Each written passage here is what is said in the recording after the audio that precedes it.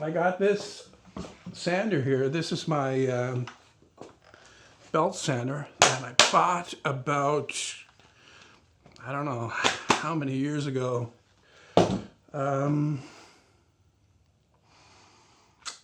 to think, because before this one I had a one from Home Hardware, and it was Home Light brand that was very similar to this. I think it was actually made by Makita, but that, I think that got stolen, and then I bought this one. I'm pretty sure maybe 2000, so 17 years old, and still going strong. I've used it a lot, especially in my belt sander platform rig up that I've got that, you know, tips it upside down like that so I can use the top up here.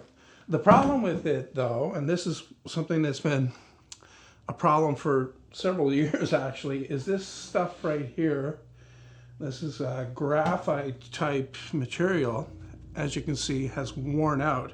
I know I can order a new one of these online somewhere, but I don't think this lasted that long to begin with. I think it was like a few months after I started using the sander that this thing actually started to deteriorate. Now, if I go back in time and I look at old belt sanders, I know my father had one when I was a kid, like very young kid, that had a steel platen on there, very shiny. I think it was just highly polished spring steel. I think that that is probably the best surface for this. Now, the thing about it though, it doesn't have any give. Whereas this thing here, of course, is a kind of a cloth material. And backing it up here is this piece of cork, very thin cork. So I think what I'll do is I'll make the steel platen thing, but I'll back it up once again with this piece of cork. Just leave it in there and see how that works. If I don't like it, of course, I can take it out. Now, to make the platen, I don't have any spring steel, but what I have may be better, and that's this stainless steel kick plate here. And when I look at it, it's, get the plastic off here a little bit. It's actually a little bit smoother on this side over here than it is on the back side. Oftentimes, like this has the brush finish on the back as well. Oftentimes on the back, they're actually smoother because they don't go to the trouble of doing this brush finish on here. But this is the high dollar one.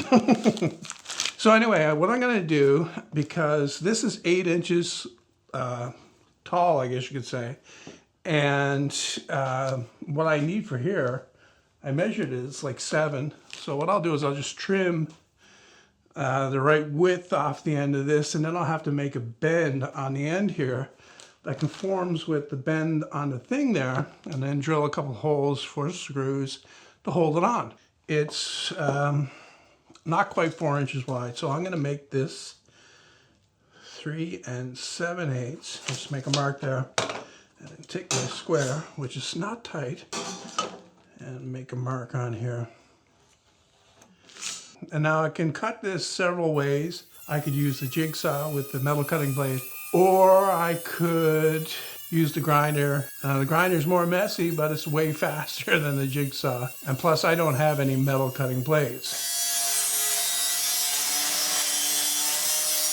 Now, I don't know the exact grade of this stainless steel. Maybe 303. Whatever they use for kick plates. But I know it's not very hard, and it's fairly easy to tool. It's not like really good stainless steel where you can't even drill it easily with normal drill bits. I'm just going to deburr this with the file, creating that sound that everybody likes so much.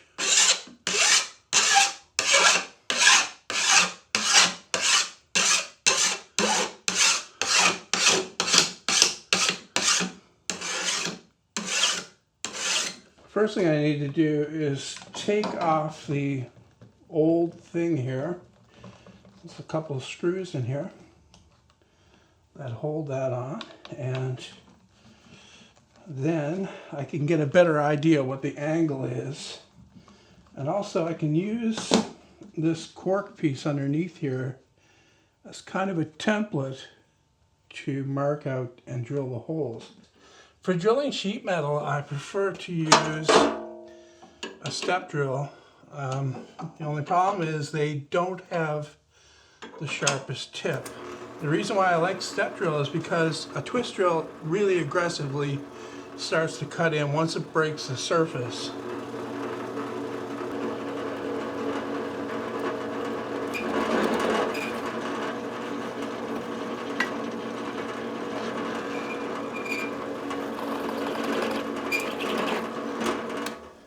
Now I could, if I was stupid, which I can be sometimes, I'll admit, try to bend this right on here just by, screwing this on. But this is pretty thick steel. This is like 16 gauge. So I'm not going to attempt it. What I'm going to do is make a mark on here. See, this bend here is really gradual, and I don't think I can manage that exactly, but I'll try. And I'll mark about where the bend is, right there. And then I'll square across again. Stick that in the vise. V-I-S-E, as we spell it here in North America. Lots of people correcting me in Europe on the spelling of vice. Over here, V-I-C-E is like Miami Vice, where you're doing something that's amoral. So we don't do anything amoral here in the I Build It workshop, that's for sure. So it's gonna, I think it needs to be more than that. Okay, let's see. Let's see how we did. You know what? Wow, I'm saying that's the right angle for sure. That looks really good. Not bad for the first try. And I got a pretty nice gradual bend here. This is a little bit sharper here where this hole is. Maybe I should have moved the whole thing over and avoided those holes, but I don't think that's going to make much of a difference. Okay, things just got serious because I'm behind the bench now, so watch out. Okay, I've got the piece of cork, which is in rough shape, but you know what? It really doesn't matter as long as it's, still mostly fully intact. What I'm looking for here is just a little bit of cushioning for this so it's not hard down on this steel backer here. So I'll stick that, or I'll put that in place, and I'll put my new thing over top of it, and I'm just going to start one screw here because I want to check the overall length. This is actually screwed on there.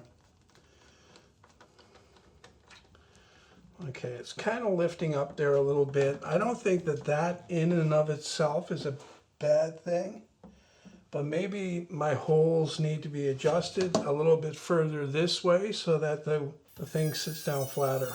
I'll cut that off as well, and I'm gonna just make those holes a little bit bigger so that they'll work better.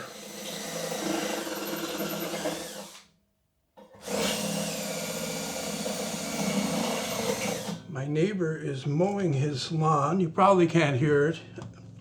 This microphone has really good rejection for that stuff. I was thinking about making a ride-on lawnmower, actually. And I was thinking about making it from parts salvaged from the DeWalt tools, actually. The miters. This is a total travesty and an abomination, I know, to scrap tools that work perfectly well to do that kind of thing with, but I got a table saw already and I'm building a new one soon. I don't really need a little battery powered one, and I've already got a miter saw that I really like. So let me know in the comments what you think of that idea. A giveaway would be another thing to do with these tools, but I live here in Canada. Most of my audience is in the US, so I'd really have to make it very local, and that really, you know, I'm not a big fan of fairness and all that shit, but, you know, I don't want to do that kind of thing, you know. So that's looking really good. I don't know if I have to make this smoother, or I think it'll get smooth on its own after I use it a few times. The thing about sanding belts is they're not very expensive. So if I wear out a couple smoothing this off on the back here, polishing it, then that's not a big deal. Okay, here goes. I got a belt on, I got it plugged in. I also got the bag taken off. I forgot about that actually. Looks good. Sounds good, runs good. Got the bag put back on, and I've got a 2x4 clamped down to my workbench here, and I'm gonna try it out and see how it feels. I'll be able to tell by feel whether it's working well or not.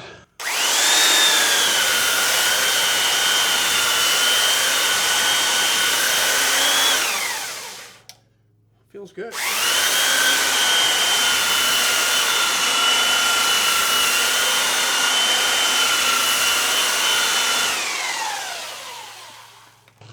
I want to see after that much sanding how hot that platen is. It's not hot at all, it's just warm. So that's not bad. And I don't know if you can see this, that it's starting to get polished already, so that's a good thing. Like I said though, I mostly use this thing in the belt center platform that I have, and upside down like this, so this is going to be really good for that because it's a nice flat surface that doesn't dip in like this other crap here did. So good fix, I think. Well worth the time and effort, that's for sure.